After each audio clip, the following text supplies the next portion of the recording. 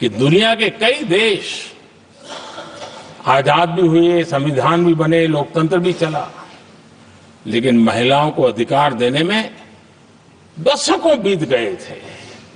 लेकिन हमारे यहां शुरुआत से ही महिलाओं को वोट का अधिकार संविधान में दिया गया।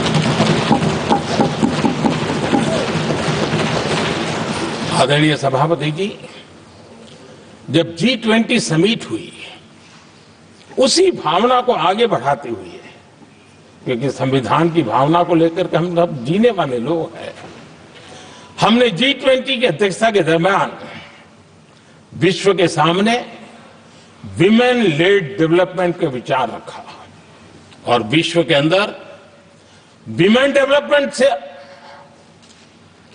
अब आगे जाने की जरूरत है और इसलिए हमने विमेन लेड डेवलपमेंट की चर्चा को अंजाम दिया। इतना ही नहीं, हम सभी सांसदों ने मिलकर के एक स्वर से नारी शक्ति बंधन अधिनियम पारित करके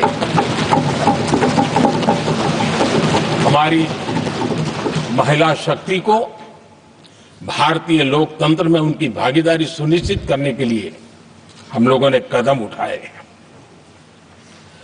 आदरणीय सभापति जी, आज हम देख रहे हैं हर बड़ी योजना के सेंटर में महिलाएं होती है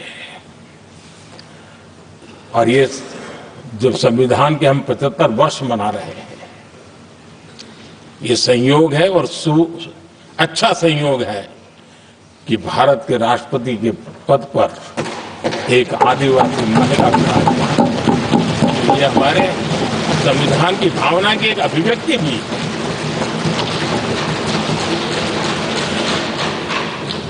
आदरणीय सभापति जी, इस सदन में भी लगातार हमारे महिला सांसदों की संख्या बढ़ रही है, उनका योगदान भी बढ़ रहा है। मंत्री परिषद में भी उनका योगदान बढ़ रहा है। आज सामाजिक क्षेत्र हो, राजनीतिक क्षेत्र हो, शिक्षा का क्षेत्र हो, खेलकूद का क्षेत्र हो, क्रिएटिव वर्ल्ड की दुनिया हो, जीवन के हर क्षेत्र में महिलाओं का योगदान, महिलाओं का प्रतिनिधित्व देश के लिए गौरव दिलाने वाला रहा है। विज्ञान के क्षेत्र में, खास करके स्पेस टेक्नोलॉजी में उनके योगदान की सराहना हर हिंदुस्तानी बड़े गर्व के साथ कर रहा है और इन सब की सबसे बड़ी प्रेरणा हमारा संविधान है। आदरणीय सभापति जी, हमारा देश बहुत तेज गति से विकास कर रहा है। भारत बहुत ही जल्द विश्व की तीसरी बड़ी आर्थिक शक्ति बनने की दिशा में बहुत मजबूत कदम रख रहा है।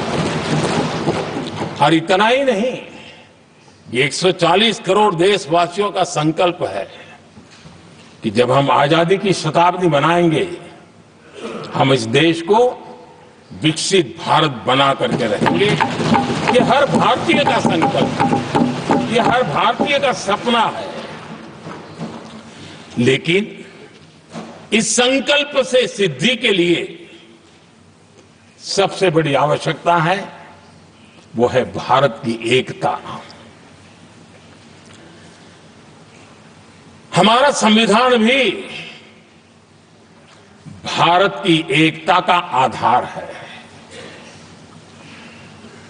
हमारे संविधान के निर्माण काल में इस देश के बड़े बड़े दिग्गज थे, स्वतंत्रता सेनानी थे, साहित्यकार थे, विवेचक थे, सामाजिक कार्यकर्ता थे, शिक्षाविद थे, कई फील्ड के प्रोफेशनल्स थे, मजदूर नेता थे, किसान नेता थे, समाज के हर वर्ग का प्रतिनिधित्व था और सबके सब भारत की एकता के प्रति बहुत ही संवेदनशील थे।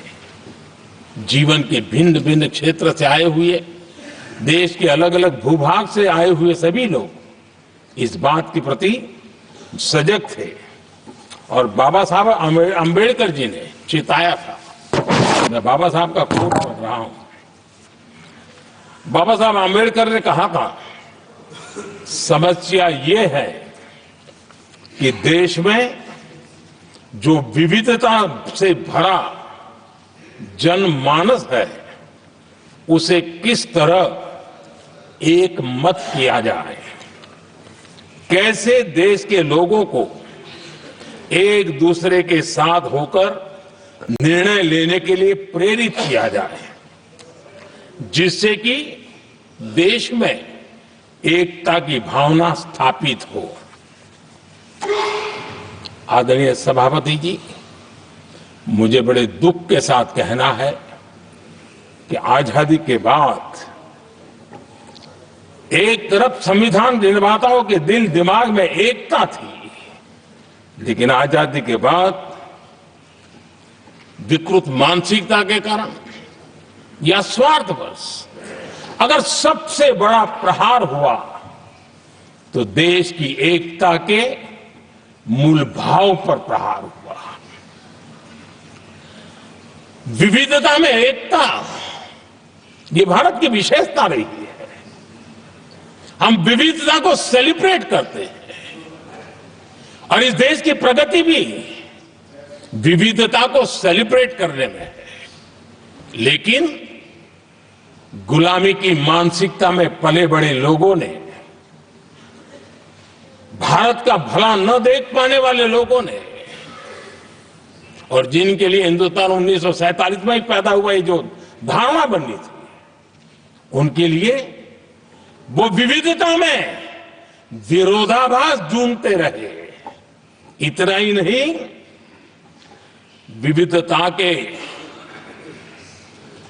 इस अमूल्य खजाना है हमारा, उसको सेलिब्रेट करने के बजाय उस विविधता में ऐसे जहरीले बीज बोने के प्रयास करते रहे ताकि देश की एकता को चोट पहुंचे।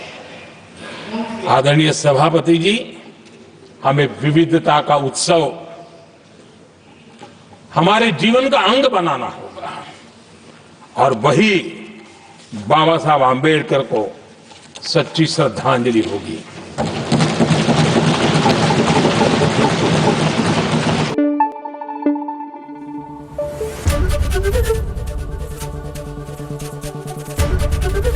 एबीपी न्यूज आपको रखे आगे।